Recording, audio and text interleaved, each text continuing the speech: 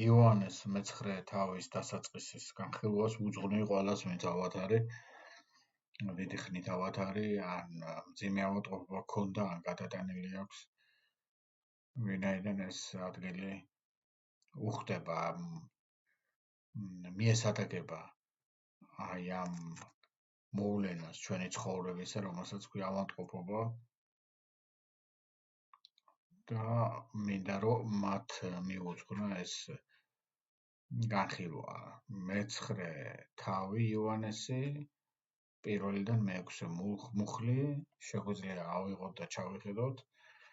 მეც ზოგადად ვიტყვი და გავახსენებ ყველას, რომ აქ მაცხოვარი ხვდება ადამიანს, კაცს, რომლის სახელი არ არის დასახელებული და რომელიც დაბადებიდანვე იყო ბრმა. ესე წერია აქ და როდესაც მათ ჩაუარეს, მოწაფეებმა კითხეს მაცხოვარს, რომ ვინ დააშავაო, რომ ეს ბრმად დაიბადაო. ანუ წამოწიეს კითხვა, რომელიც ხშირად ადამიანებს ებადებათ ხოლმე, როდესაც ადამიანი იბადება ავადმყოფობით, ავადმყოფობა თანდაყოლილი აქვს. ებადებათ იმიტომ, რომ გარკვეული წარმოდგენა არსებობს, ძველ აღთქმაშიც არის ეს წარმოდგენა, რომ ჩვენ მოყვება თან ავადმყოფობა იმ შემთხვევაში, თუ მშობლებმა ან წინაპრებმა ეს ჩაიდინეს ცოდვის სახით რაღაც ისეთი, რომელიც გამოსასყიდია და ავადმყოფობა არის გარკვეული შედეგი და გამომსყიდველი თვისება აქვს ამ ავადმყოფობას. ხო, ეს ასე ვთქვათ, უნდა მოვიხატოთ. ამ შეხვედრას მაცხოვრის ამ ბრმასთან ან უფრო ზუსტად ბრმისა მაცხოვართან აქვს რამდენიმე მომენტი, რომელიც სხვა მსგავს შეხვედრებს ნაკლებად ახასიათებს, მაგალითად არ თხოვს ბრმა დახმარებას. ეს არ არის ერთ-ერთი შემთხვევა, როდესაც დასახმარებელი ადამიანი არ თხოვს მას დახმარებას, მაგრამ აქ სხვებთან კონტრასტია, სხვა არსებობს სხვა ბრმაც, რომელიც ეძახის და სთხოვს დახმარებას. ხო, გამოხატავს ამას. ნიშანდობლივია აგრეთვე ის, რომ იესო უშვებს მას ისე, რომ ჯერ ის ბრმა არის, ანუ ეხმარება, ოღონდ არა ისე, რომ იგი ეგრევე თვალს ახელს. არამედ პროცესში შეყავს. ხო? ეს იმას შემდეგ, რაც ტალახს თვალებზე დაადებს, მოზელ ტალახს თავისი ხელით ორივე თვალზე დაადებს, იგი ის უშვებს მას, რომ მოიბანოს თვალები.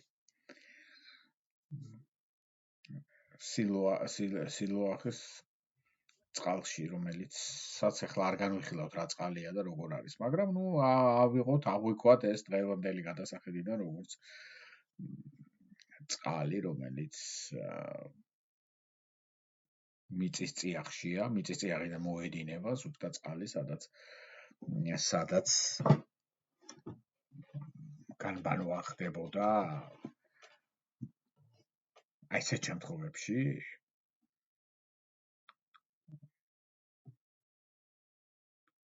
თუ რაღაც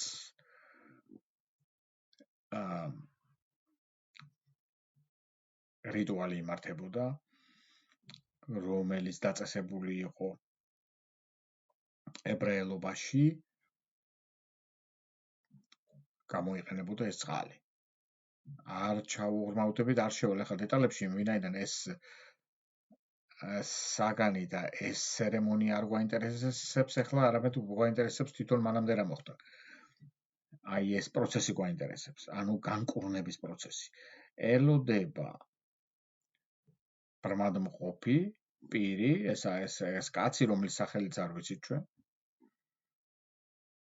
შემდეგ იღებს ამ დახმარებას, ანუ ტალახი წასმული თვალებზე, ენდობა მას, სხვა რა დარჩენია რა.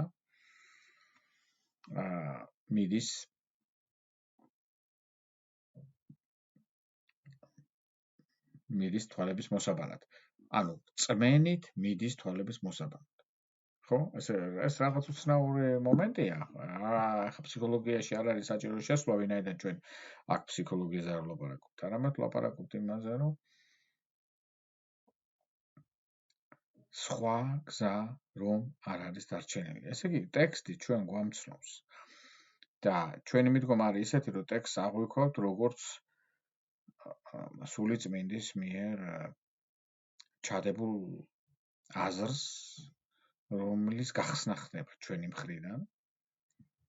ჩვენ ვცდილობთ, რომ ტექსტის უკან დავინახოთ საზრისი, რომელიც ერთ-ერთ ფენაშია. სხვადასხვა ფენები აქვს ამ ტექსტს, რა თქმა უნდა, საზრისისა.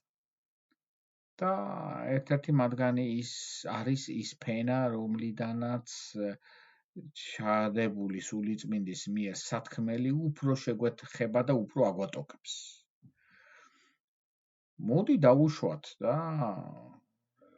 დიდი მოთხოვნილება და პრეტენზია ნუ გვექნება, რომ ჩვენი ხედვა და ჩვენი ახსნა და განმარტება ერთადერთია და ერთადერთი სწორია. ეს შეუძლებელია ფაქტიურად. ერთადერთი სწორი იყოს, მაგრამ მაინც ჩავუღრმავდეთ, დავუკვირდეთ უпроსტოდ თუ რა შეგვეხება შიგნით და აგვატოკებს რომელი ინფორმაცია. ხო? მაგალითად ის ფაქტი, რომ იესო ეხება თანდაყოლილად ავადმყოფს. თუმცა ამ კონკრეტულ შემთხვევაში, შეხების შემთხვევაში, თანდაყოლილი ავადმყოფობაა ეს თუ ცხოვრებაში მიღებული და გამოჩენილი ავადმყოფობა, ამას არსებითი მნიშვნელობა არ აქვს, ხო? ხდება შეხება იმისთვის, რომ განიკურნოს ადამიანი. ოღონდ განკურნება ხდება პირობის მიცემის, ასე ვთქვათ, პირობით მიცემის გზაზე, ხო? ასე იგი იესო ეუბნება, რომ მიდი, მოიბანე და ფაქტიურად გარანტიას აძლევს, რომ იგი გამოჯამრთელდება. ესე იგი, ინფორმაცია, რასაც ტექსტი გვაწვდის, არის ის, რომ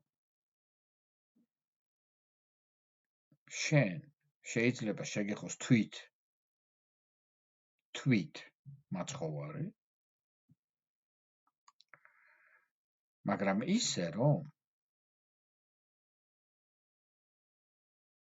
ეგრევე არ მოხდეს რაღაცა განსაკუთრებული და სასწაული, არამედ რწმენით და მთლიანად საკუთარი თავის მინდობით მისადმი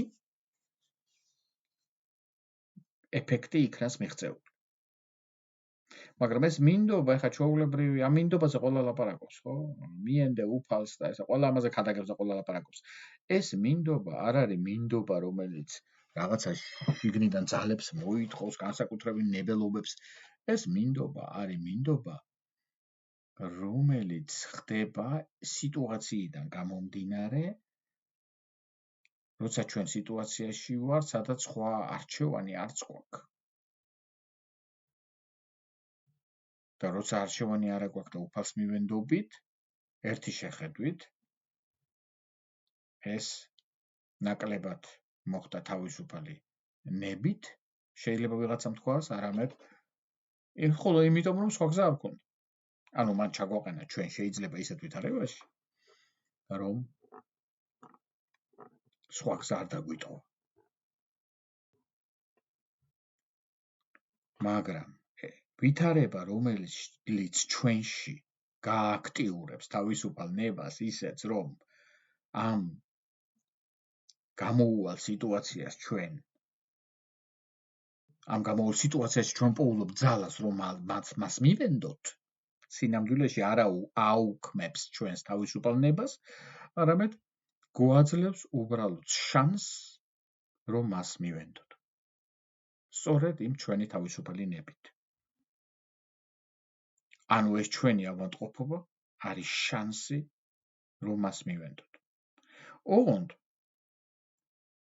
არა საყოველთაო, გლობალური და ზოგადი, საზოგადოდ ყველასთვის. ჩვენ არ შეგვიძლია საზოგადოდ ყველა ავადმყოფისთვის ვთქვათ, რომ ეს არის მისთვის შანსი. ეს იქნება ცინიზმი. ვინაიდან ამ შანსის აღქმა, როგორც შანსისა, ხდება არა ზოგადად რაღაცა ფილოსოფიურ თეორიულ ტრაქტატებში, არამედ ეს ხდება მხოლოდ იმ ინდივიდის და არსების შიგნიდან, რომელსაც ეხება მაცხოვარი. ანუ მხოლოდ ის, ვინც ამას შანსად აღიქვავს, მას შეუძლია და აქვს უფლება სრული გულახდილობით, გულწრფელად და პასუხისმგებლობით იმაზე, თუ რასაც ამბობს, რასაც აზროვნებს, რასაც ფიქრობს, თქვას, რომ ეს არის ჩემთვის შანსი. სხვას ამის უფლება არ აქვს. არანაირი. და რომ არა აქვს ამის უფლება, ამ პრობლემას ჩვენ მერე ხვდებით უკვე სხვა ფორმატში გამოვლენილი პრობლემაა ეს, მაშინ, როდესაც თვალახელილი შეეგებება, ან შეეგებებიან, არ მნიშვნელობა აქვს, შეხვდება მოკლედ სასულიერო მოღვაწეებს, ფარისევლებად წოდებულებს და უნდა როგორღაც აუხსნას რა მოხდა. და იმათაც არანაირად ბოლომდე არ შეერათ ამის ამბობისა და ჭიდილი ხდება. და ეს ჭიდილი გამოწვეული არის აი სწორედ იმ ფაქტორით, რომ რაც მოხდა, მხოლოდ პირველი პირის პერსპექტივიდან, მხოლოდ შენი არსების, შენი გადასახედიდან არის გასაგები და დასანახი. შენი იმდენად პირადია და იმდენად ჩაკეტილი ხარ შენ ერთ სივრცეში უფალთან აი ამ მოვლენის დროს, რომ რაც არ უნდა მათ აუხსნა, მათ ეს გაუჭირდებათ. შეიძლება მხოლოდ იმან გაგიგოს, ვისაც ზუსტად ეს გამოცდილება ქონდა უფალთან. აი ეს მომენტია. ანუ ამ ბრმას რომ მოეყოლა სხვა ბრმისთვის, მაშინ გასაგები იქნებოდა მისთვისაც, სხვა ყოფილი ბრმისთვის.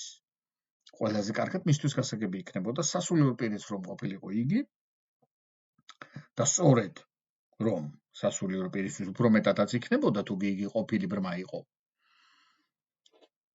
ანუ იქმნება ისეთი სურათი, რომ გარკვეული რაღაცები, რასაც მაცხოვარი ადამიანებს უკეთებს, გარკვეული ჯგუფებისთვის არის უშუალოდ გასაგები. ხოლო სხვებისთვის არის ეს შეიძლება სხვა სიბრტყეზე გასაგები, ან სხვანაირად გასაგები, ან სხვა ფორმატში, სხვა საზრისისთვის ნალაპარაკები და ჩაწერილი. უშუალოდ გასაგები არის იმ ჯგუფისთვის, ვინც პირველ რიგში თვითონ არის ავადმყოფი, მძიმედ ავად, მოდი ესე ვთქვათ. ეს არ არის სახუმარო საქმე. და მეორე ფაქტორი თავს გაიაზრებს, გააცნობიერებს, რომ მას ძალა მიეცა, რომ შანსი გამოიყენოს და ამ შანსს იყენებს. ისე რომ არასდროს პრეტენზიას არ განაცხადებს, რომ მისი შანსი ზოგადად შანსი ყველასთვის იყოს. ყველასთვის ეს შანსი ვერ იქნება. და ვისთვის არის ეს შანსი? ამას თვითონ ავადმყოფი ვერ ირჩევს. ამას ირჩევს უფალი.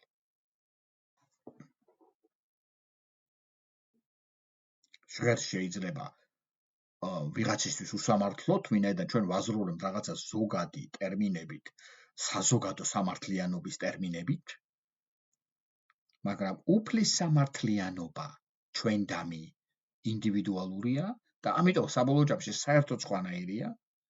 სხვანაირი შენობაა ეს სამართლიანობის სახლი,